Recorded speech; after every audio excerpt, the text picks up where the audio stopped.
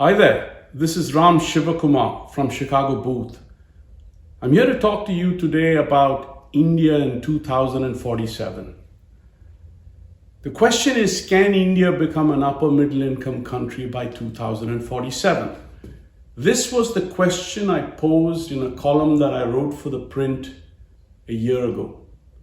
More specifically, I asked, what will it take for India to become an upper middle income country by 2047? In the years since I wrote the column, India has become the second fastest growing economy in the world, and growth is being pegged to be at about 6.3% for 2023. In a report published by the IMF this week, India was proclaimed as a star performer. India is also the fifth largest economy in the world, about $3.7 billion in GDP, behind Germany and Japan.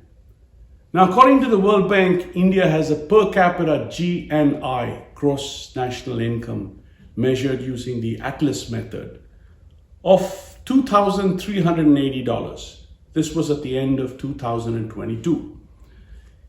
India is classified as a lower middle income economy. The World Bank defines a lower middle income country as those countries that have a per capita GNI that range from about $1,036 to $4,045. While it classifies upper middle income countries as those that have a per capita GNI that range from $4,045 to $12,235. So who are the upper middle income countries? China is at $12,850, Brazil at $8,140, Malaysia at $11,780, Mexico at $10,410, and Turkey at $10,950. Now, I use World Bank data to perform a simple experiment. If India's per capita GNI were to grow at an annual rate of 4% and 8% respectively through 2047, and assuming that the outer and lower bands of the per capita GNIs of upper middle income countries grow at 2% and 3% respectively, will India become an upper middle income country? And if so, when? So here's the figure that I come up with. So you see 4 lines in this figure. The black line is the upper band on per capita GNI for upper middle income countries. And this is assumed to grow at 2% per year through 2047. The purple line is the lower band on per capita GNIs for upper middle income countries and is assumed to grow at 3% per year through 2047. The red line is India's per capita GNI, and it is assumed to grow at 4% per year. You might call that the pessimistic scenario. The blue line is India's per capita GNI, and it is assumed to grow at 8% per year, the optimistic scenario. It's important to emphasize that these are not forecasts. These are simply a range of possibilities, scenarios. There are 5 observations that I would like to emphasize. 3 drawn from the analysis of this data, and 2 from research on the growth experiences of other countries. Observation 1. If India grows at an annual rate of 4% per year for 25 years, it will not join the ranks of upper middle income countries by 2047. India's per capita GNI will be at about $6,350. This is in nominal dollars. About 2.5 times where we are today. Now keep in mind, India's population is expected to peak at approximately 2050, with a population somewhere between 1.6 billion and 1.7 billion. Observation 2. If India were to grow at an annual rate of 8% per year, it will take 13 plus years, roughly 2036, before she can join the ranks of other upper middle income countries. Achieving a per capita GNI levels comparable with other upper middle income countries such as China and Malaysia will likely not happen before 2047.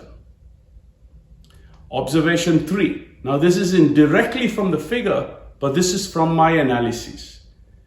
If India were to grow at around 6% per year, it will take 22 plus years, roughly 2045, before India joins the rank of other upper middle income countries. And we will be far from achieving per capita GNIs levels comparable with other upper middle income countries. Observation 4. Maintaining high growth rates will become harder as India's per capita GNI levels increase. Because of something called the middle income trap. Now, Barry Eichengreen, Donghyun Park, and Kwan Ho Shin have shown in a series of papers that countries experiencing multiple episodes of low growth as their per capita incomes rise.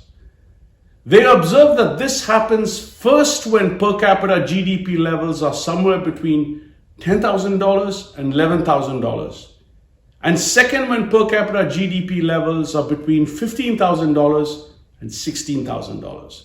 So bottom line, we can expect multiple slowdowns as our per capita GNI goes higher. Observation 5. The determinants of economic growth change over the development journey. Once again, Eichengreen, Park, and Shin find that when per capita GDP levels are low, the main drivers of growth are demographic variables, such as the male to female population ratio, the share of the population that is of working age, etc. And financial efficiency variables, such as the gap between deposit and lending rates. They also find that when per capita GDP levels are higher, demographic and financial efficiency variables don't matter as much. Instead, it is the ability of countries to avoid a banking or finance crisis, the size of government debt, and the composition of foreign capital. Here are some concluding thoughts. Where will India end up in 2047? It's hard to make a precise prediction. India's economic performance may disappoint the optimists, but surprise the pessimists. I want to close as well with some recommendations for reading.